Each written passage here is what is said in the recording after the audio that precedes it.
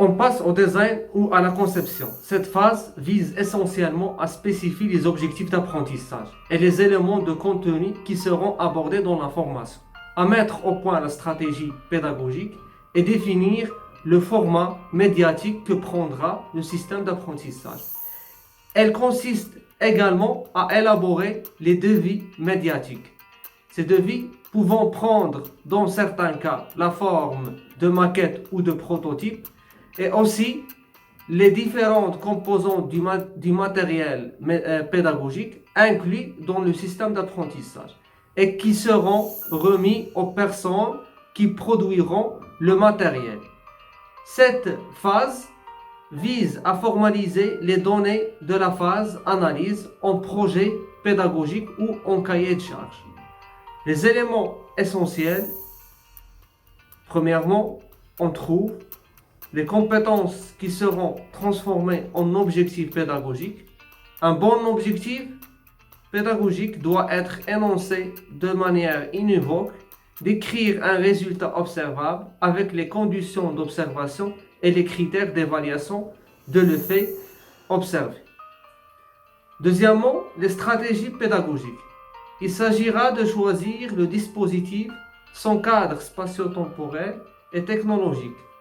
Troisièmement, les moyens pédagogiques ou médias d'apprentissage. Ces médias regroupent des techniques, par exemple exposé, test, brainstorming, jeu de rôle, simulation, tutorat, coaching. Deuxièmement, on trouve dans cette partie les outils ou supports. Manuel, transparent, visioconférence, cours en ligne, forum, didacticiel, associés aux situations en face à face, en sous-groupe ou en situation de travail. La définition des objectifs est une étape clé de la conception pédagogique. Elle concerne chaque module, mais aussi à l'intérieur d'un module, chaque séance, chaque séquence, chaque exercice. La formulation des objectifs n'est pas anodine. Une bonne formulation facilite l'évaluation des acquis et favorise la métacognition à la fin d'une session de formation. Le formateur doit prévoir l'évaluation. Pour cela, il doit faire une nouvelle référence à l'objectif pédagogique en cherchant la dimension opérationnelle qui va donner la preuve que l'apprenant ait bien atteint cet objectif.